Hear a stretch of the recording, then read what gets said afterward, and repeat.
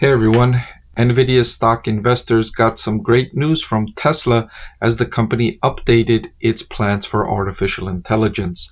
So I wanted to share with you what this latest news could mean for both NVIDIA and Tesla stock investors. So let's take a look at the details. I want to thank the Motley Fool for sponsoring this video. Visit fool.com/Parkev for the 10 best stocks to buy now. So Tesla in its latest quarterly conference call said that while others are pursuing different parts of the artificial intelligence robotics stack, we're pursuing all of them.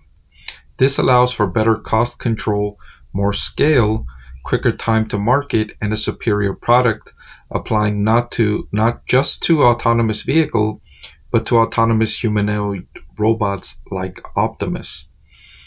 And so what this means for NVIDIA and Tesla is that Tesla is not taking an incremental approach here.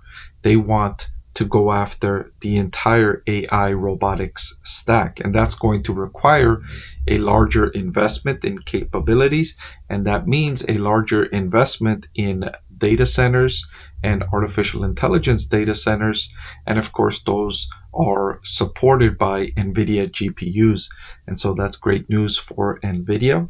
Certainly, undoubtedly great news for NVIDIA, while for Tesla it remains a big question mark because it's not certain yet if these investments are going to deliver good returns for shareholders. Tesla's investing billions and billions, and they'll invest billions more before these products will provide meaningful revenue and profit for the company. So for Tesla, these investments are more of a risk, whereas for NVIDIA, it's a no-brainer, positive, great news for NVIDIA stock investors. So one of the things Tesla is doing is to make sure that people understand the capabilities of its car when delivering a new car and when picking up a car for service, to show people how to use full self-driving, just to drive people around the block and show them what the full self-driving or full self-driving supervised can provide. And Tesla is convinced that if they show people how good it works, that people will buy it. And that's a reasonable assumption to make. If you show people a product and you have a salesman sitting next to a person selling the product, then it's going to drive sales. It's going to drive sales. Now, the question becomes, is the added cost of having a person do this every time somebody comes to pick up a car or every time someone comes for service, having to do this is going to add labor, right? You have to have manpower to support this. And the question becomes, will enough people buy after having this demonstration to justify that increase in expense? So that's the question. And when Elon Musk was asked about this, about the adoption rates of full self-driving, he kind of dodged that question and said, don't think about that too much. I don't like to give you precise numbers and actually give you data. I just like to say things like great and incredible and massive. And Elon Musk likes to talk in those terms, does not like to talk in specifics and details and actual tangible results. So investors in Tesla will want to see tangible results here from the company in increasing rates of adoption for full self-driving once people get this demonstration. Also, investors will want to look out for complaints from customers that would probably be annoyed sometimes if you're just going to pick up your car and now you have to sit through this sales pitch essentially when you didn't want this sales pitch. And that's going to annoy some customers, and that's something to keep an eye out for as well. Still, Tesla is making great progress on driverless car technology, and they're trying to increase the miles between intervention. And a lot of times, folks sitting in the Tesla, even with the driverless car technology, they have to be alert, they have to be alerted, they have to demonstrate that they're still alert at the wheel. And this makes it less than full self-driving, right? It's not full self-driving just yet. That's why Tesla was forced to include supervised whenever they talk about full self-driving, so that folks are not led to believe that it is actually full self-driving. It is supervised full self-driving. And they're trying to make that transition from supervised to actual full self-driving. And they feel like if they can do that, that will unlock massive potential in the fleet. Now, again, this is a case where it's absolutely great news for NVIDIA stock investors because this requires a great deal of computing power that needs accelerated computing where NVIDIA specializes. Whether or not this is going to be positive for Tesla, again, is a big question mark. This market, this opportunity, I know Tesla and Tesla stock investors like to talk about it as if it's some massive opportunity for Tesla, but that remains to be seen. How many people actually want this self-driving capability? How many people will actually pay for this? How much will they pay? What will competition look like? What will the industry look like?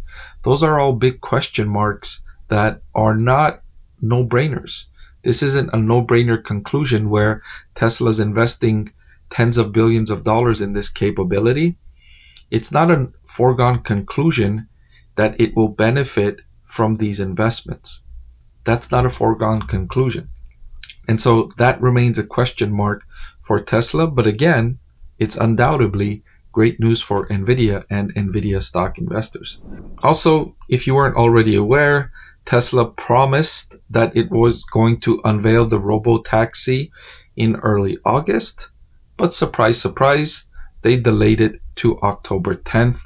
Now, if you were surprised by Tesla making a promise and delaying it and extending it, you might have been born yesterday, because Tesla has grown a habit of doing this to its investors and shareholders, where they promise something and then they delay it and extend it. And then when they actually deliver it, it's a fraction of what they initially promised. They promise a $25,000 car and then they backtrack that statement. And then when it's coming time to actually deliver, it's not as they promised, right? So it's a little bit less than, it's always less than, it's always delayed. And this is what Tesla has grown accustomed to doing. So Tesla is nearing completion of a south expansion of its Gigafactory in Texas, which will house their largest training cluster to date. It will add an incremental 50,000 H100s, and H100s are the product that NVIDIA sells. And so again, great news for NVIDIA stock investors, which will now have greater sales to Tesla as it opens up the capacity to accept a greater amount of these NVIDIA chips. Now, Tesla also saying that the Optimus robot is already performing tasks in our factory, and they expect to have Optimus production version 1 and limited production starting early next year. And again, I'll remind investors in Tesla stock, when Tesla says they're going to have something starting early next year, I would reasonably push back that deadline, because Tesla's grown a habit of over-promising and under-delivering. So if they say starting early next year, I would move that back to maybe late next year or maybe early 2026 instead of 2025. Now, Tesla saying that this will be for Tesla consumption, and they expect to have several thousand Optimus robots produced and doing useful things by the end of next year at Tesla factories. And then in 2026, ramping up production quite a bit. Again, so when they say 2026, I want investors in Tesla stock to think this is more likely 2027 or 2028, maybe 2029, right? Because Tesla's not been good at forecasting or giving reasonable forecasts. And when they miss on their forecast, it has been over-promising or suggesting that something's going to happen sooner or something's going to be better, and then it comes out being worse and it comes out being much later. So they're not in the habit of under-promising and over-delivering. They rarely exceed expectations from their promises.